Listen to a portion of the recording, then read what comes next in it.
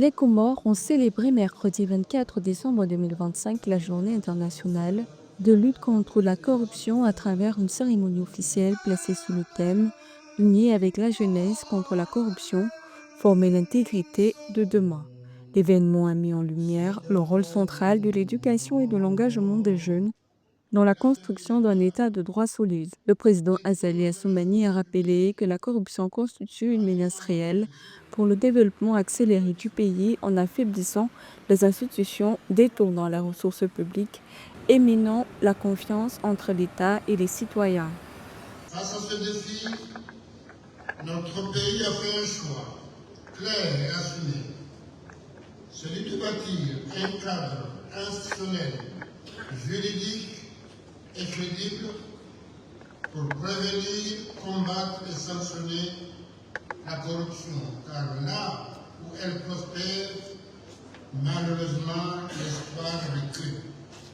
Selon l'indice de perception de la corruption 2024 de Transparency International, les Comores se classent au 158e rang sur 180 pays, affichant sur la période 2027-2024 un classement moyen de 147,89.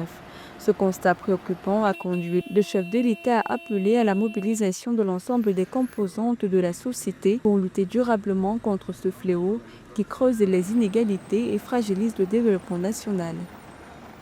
À la prévention et à la lutte contre la corruption qui constitue désormais le socle juridique de notre action dans ce domaine.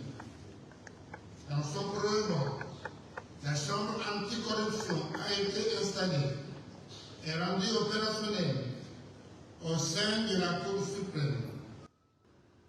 Au-delà de ces appels, le président a souligné les avancées réalisées en matière de transparence, notamment la mise en place d'un système national de déclaration de patrimoine, présenté comme un outil essentiel pour prévenir les conflits d'intérêts et renforcer la probité dans la vie publique. Ce dispositif illustre la volonté des Comores de consolider la confiance des citoyens dans leurs institutions et de bâtir une culture de responsabilité et d'intégrité à l'échelle nationale.